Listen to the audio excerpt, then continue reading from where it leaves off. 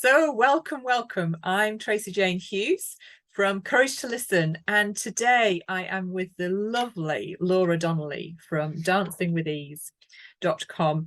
And you teach people how to move out of pain, Laura. And I've known you for a while. We've known each other for a few years, and it's wonderful that you're here with me today. And it's just that those words, teach people how to move out of pain. Just tell me how you do that. Okay. Well, Tracey-Jane, first, I'm so glad to be here and to just share how much I enjoy your point of view and how our two ways of working really complement each other in terms of energy and listening to self. I do a lot with listening to my body and and I know that you incorporate the body in your work and other things about listening. And the idea is that listening is not just one thing, and it comes at different times. I last night I actually asked for a healing dream, and I got a dream, and I wrote it down, and it's all very confusing right now today. But I'm listening to my dream because I asked. Yeah. And that's part of listening for me. And that's also part of healing. And that's part of moving out of pain. So I'll just use that as why did I ask for a healing dream? Well, I've been having a little pain in my foot, my second metatarsal when I walk, and it's just irritating as all get out. And so a friend emailed me, and she's just a totally amazing body listener. And I said, "Oh, we haven't talked for a while. We should get on the phone." We did, and she has a foot issue. I have a foot issue. We were talking about it, and she said, "Oh, I think that your arch is falling, your transverse arch, and if you do this exercise with your big toe, it will." Dude, I did it yesterday. My foot feels 100% different. I suggested she ask for a healing dream for her foot Oh, because her whole thing, mine, I can trace the cause if I listen to my body, and I did this to my big toe joint, and I'm keeping the weight off of it, which is putting too much pressure on another. I mean, it's all logical after you stop throbbing from the pain, yeah. and then you calm down, and then you say, what is the pain trying to teach me? And that's one of the ways I work with people, is to soften the pain signal enough that they can start to listen to their body, because the reason we have pain is we missed something, we didn't hear something, we didn't pay attention to something, and then the body um, yells at you. It's true. I mean, it would speak to us. It was speaking to us, like, oh, my foot doesn't feel too good, so I changed my shoes. No, it was trying to tell me, don't just change your shoes, slow down and look at this. Well, so I changed my shoes. Everything was fine for a couple of weeks. Then it started hurting in those shoes. Then I changed to another pair of shoes. That didn't work. And then I'm like, well, I have a problem. So so for me, and I'm laughing because I know my body, and I know better than to ignore it. But how much do we all ignore? What is it? It's that intuitive knowing that we're learning to listen to. That Yeah. that Another friend I talked to said, you have your gut first, your heart second, and your head third. And the for me, the listening is not to disregard any one of those, Yeah. but to get to the gut piece first, because that's uh, the organic animal body, Mm. and its information is really important. Then how I feel about that, if I just drop to my feelings, then I can fall into all kinds of panic, and what if I have arthritis in my feet? What's going to happen next? Yeah. La, la, la, la. I dance. I teach dancing. I need my feet. I walk. You know, that panic doesn't help. Yeah. So that's also what I do with people is, what are the feelings that are rolling around, and how are they obscuring what's really happening? Because I think of emotions as water, and either as a pool of water or a flowing stream. And when they get churned up, either in a pond or a stream, it brings a lot of dirt to the surface and makes the water unclear, makes your emotions unclear. They get all tangled up, and then you got the physical pain throbbing, and then you have the emotional pain throbbing on top of that. And then you have whatever chatter your brain wants to send in. Like I said, like I can Yeah. give you the Yeah. hamster wheel of, oh my gosh, I've got to walk on these feet for another 20 years. They've got to hang in here, all of this. And that chatter is another form of pain, because it locks us into a loop. And so when I say I teach people how to move out of pain, I help them start to listen to these 3 levels of Yeah. information in their system. Yeah.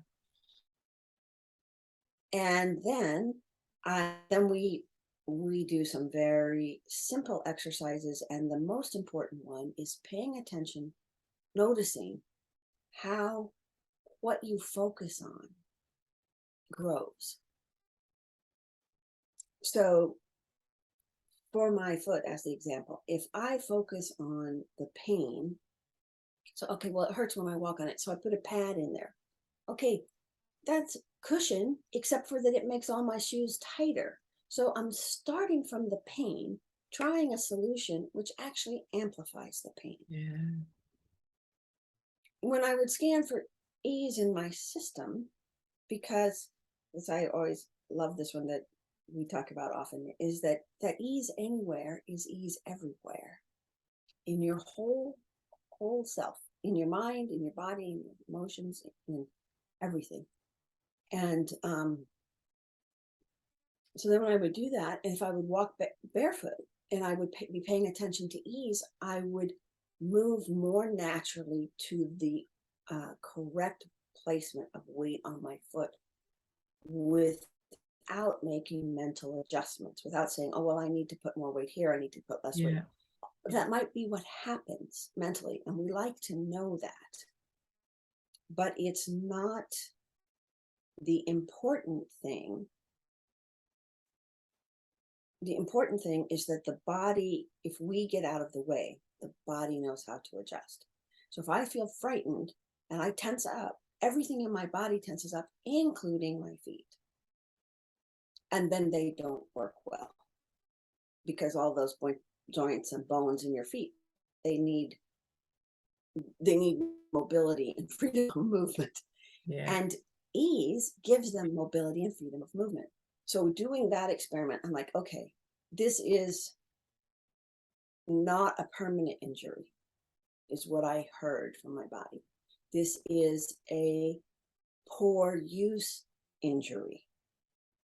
And so that gives me different tools to do something different with how I was using my body. My friend I talked to gave me this very simple exercise. I'm like, oh, cool. Just lift your big toe up off the ground and your arch just fixes itself. Yes. And I know. I'm like, who knew that? And then I did the healing dream. And so the healing dream is still unraveling, Yeah. but this could have all kinds of things about the path I'm walking on. Yeah. I don't know yet. I have to tease it out. I might have to ask for 2 or 3 more healing dreams and see if a theme comes out of that, which in terms of listening to your life, one of the things I do sometimes is reflect back on my life as if it was a dream, and see where there are themes. And then I'm like, oh, these themes, this showed up this way in my life. And then later it showed up this way, but it's the same theme. Yeah. So that's an energy thing that I'm not working on. And I can then see it and then work to heal it and ask, oh, if this is repeating, what am I not learning? Yeah. And then I open the door to hear the answer, whether it is, oh, see, and just now, that's my body. I push my body. I don't listen to it all the time. It's really strong. It's really wonderful. It does tremendous things. I have a little impatience with it when it's not 100%. And I have a tendency to push through it instead of to stop and listen. Yeah. So now I was just talking to you, I said, that's kind of a chronic theme. That's how we hurt ourselves. And so again, I get to listen from a different level. Yeah. So a lot of times it's not for me that the thing that causes me pain or someone else pain disappears, but it's how you work with it, how you even let's say I have a friend, and they they have a kind of an ongoing emotional situation in their family, and if she thinks she's going to go visit and she gets all tense, I'm like, okay, don't go right yet. Come back and find some ease in your system. And she lives close enough she can walk. I said, just go back and forth till you can not fix the situation, but soften your reaction to it. Yeah. So sometimes she walks to her relative's house, and on one step she checks in with ease in her body, and on the next step she thinks of the house because the house is full of all of that energy, and then she comes right back to an easier, and then what happens is nothing changes about the situation, but you don't stick to it. Yeah. You don't glom into it so that it becomes you. And in truth, what I learned from this one was like, oh my gosh, now I understand what compassion is. Compassion is not fixing the problem for somebody else. Compassion is holding them in their growth, whatever that is, and being still my separate self, open. And if I'm open that way, often in my presence, they can hear things from themselves that they wouldn't have heard before. Yeah. Thank you, Laura. And I just, I've learned so much from you over the years, and learnt to find ease and that body brain balance that you talk about in your work. And there's lots of times it's that channeling Laura, it's just like, what would Laura say to me in this situation? And so sometimes, my listening to myself is having that prompt of you saying to me, where's the ease? Find that place of ease. Ease anywhere is ease everywhere. And I remember that. And that's sometimes it's that for me, stopping. What would Laura do? What would Laura be saying to me in this situation? And then finding that next step for myself, whatever that might be. So I thank you for being part of my my listening space for myself, because you're right here on my shoulder. You might not know it, but you're right here on my shoulder, Laura.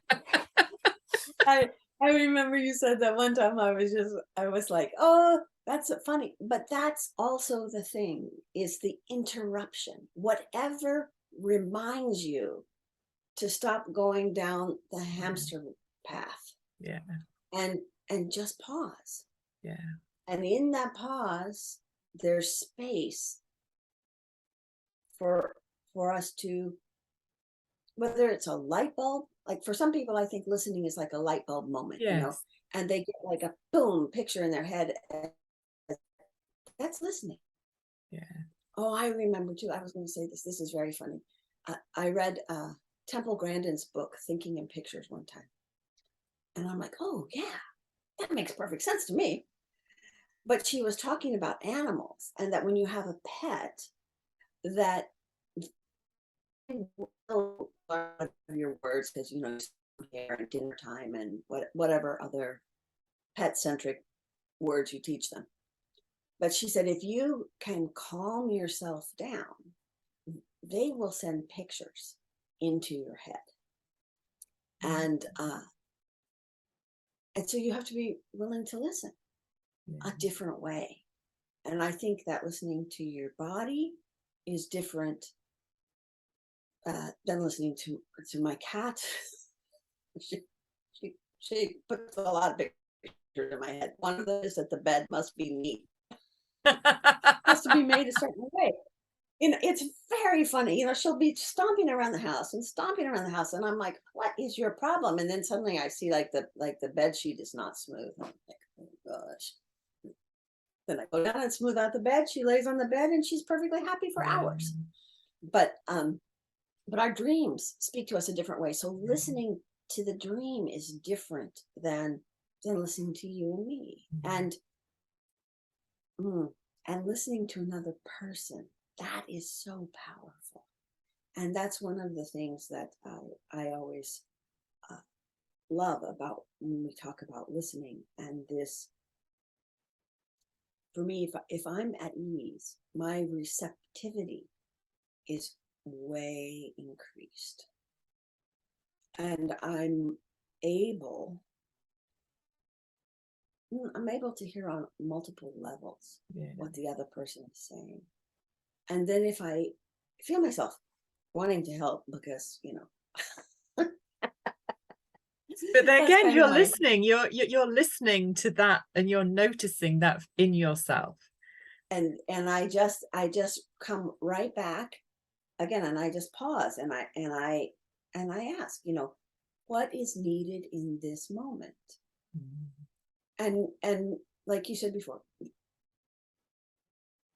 you hear ease anywhere is ease everywhere. How easily can I do this thing that I'm trying to do? And you create your own space for your own solution, which is part of this work. This is not a formula that people can do 1, 2, 3, 4. There are simple ways of thinking that you can repeat, help interrupt the negative pattern, the breathless pattern, the emotional churning pattern, even a gut grinding when when something just feels off. That's a really important signal to listen to. And this lets you just pause enough to not stay so focused on what's happening, but the underlying information that's coming to you. And the what was the thing, like the bang on the head, pay attention, pay attention.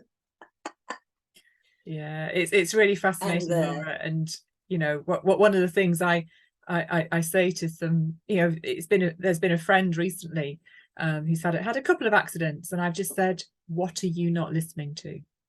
So that's the question I've been asking people. What is it? What in your life are you not listening to? And it's gone, oh, I don't think they've quite got there, but it certainly prompts it being looked at in a different way.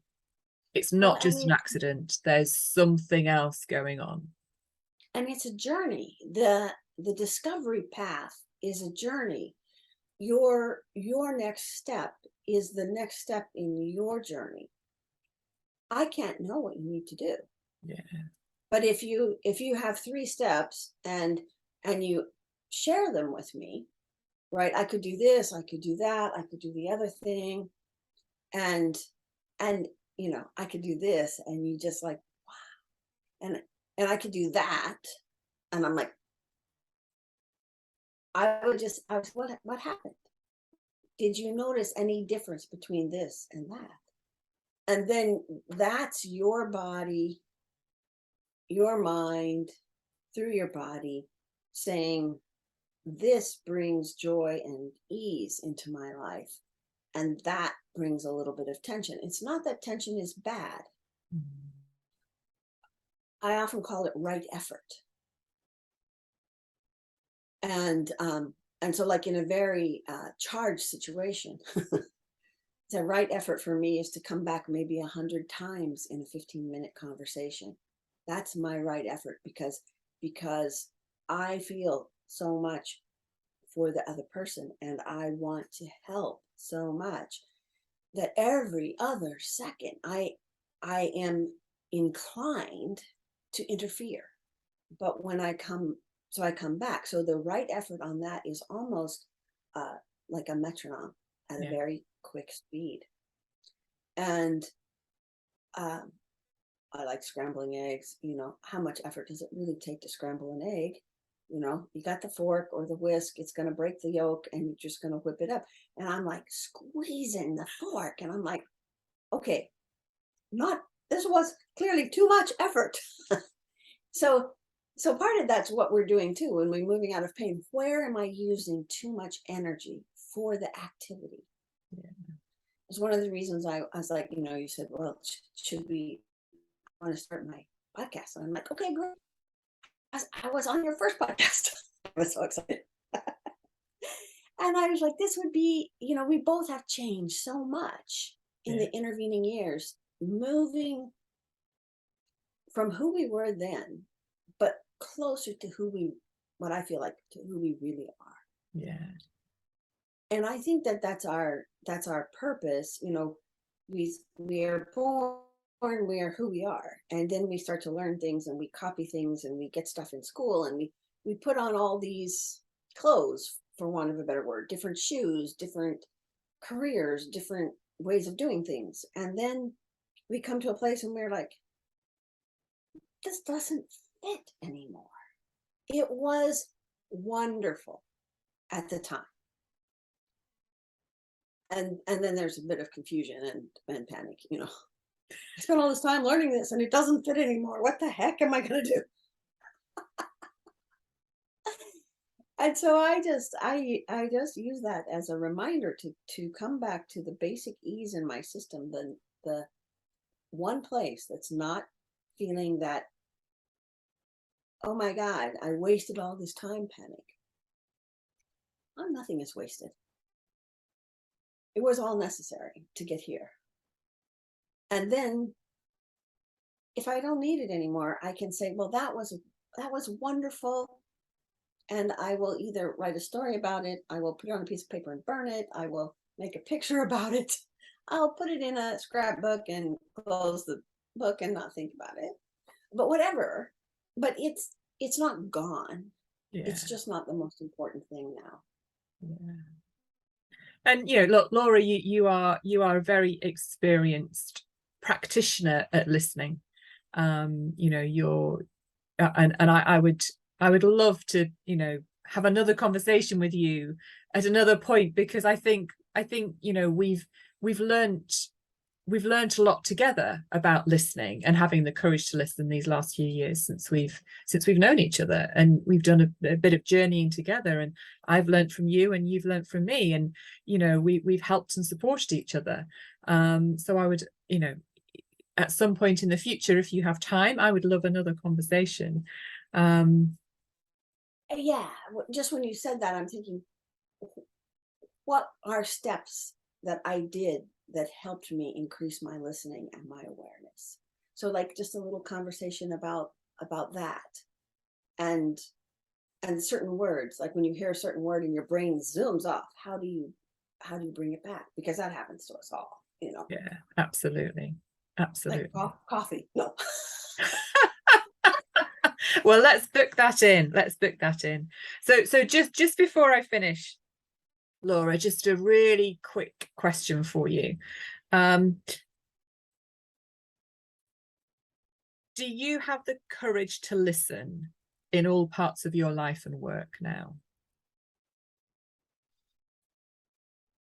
I have the courage to want to.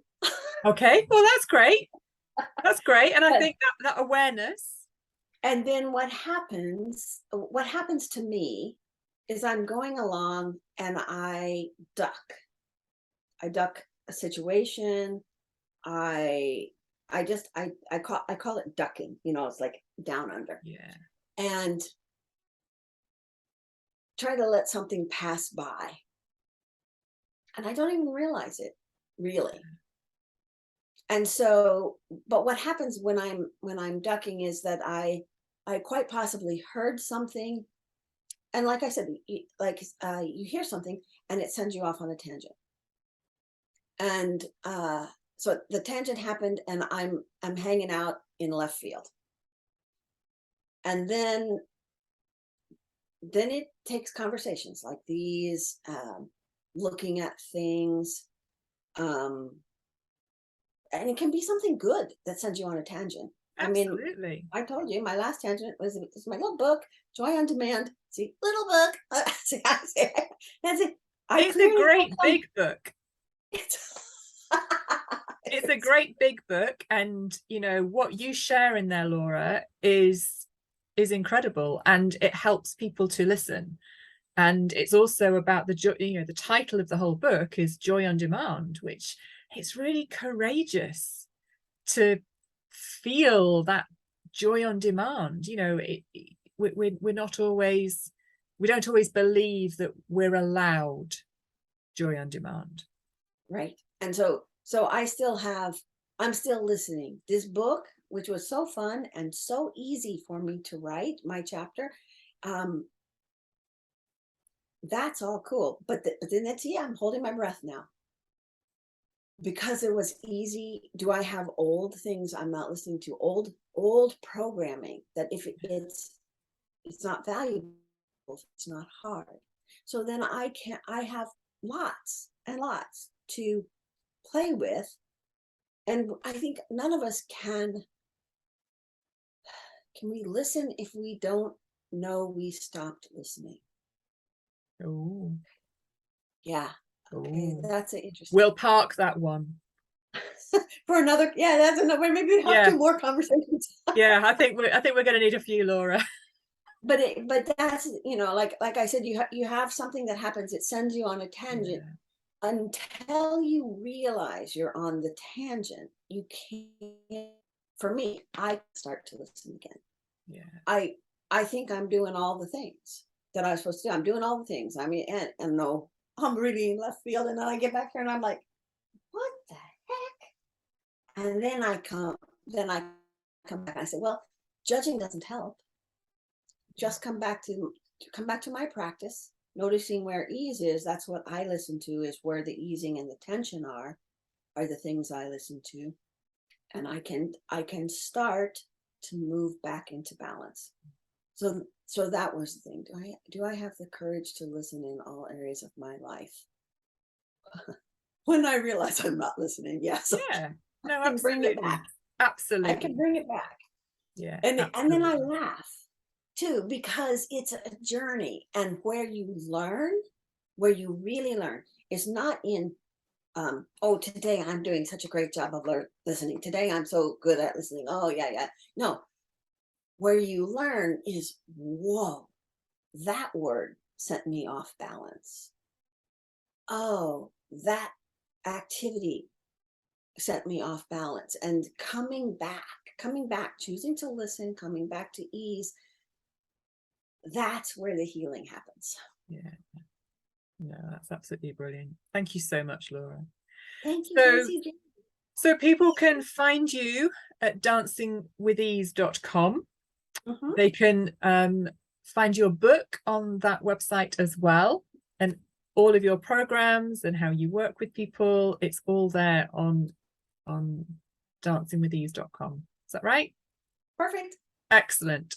So I look forward to our next conversation, Laura, because you are a courageous listener, and you teach others to listen in so many different ways through your focus practice of body brain balance technique and finding ease in all of those situations. And I just thank you for being the first guest on the Courage to Listen podcast.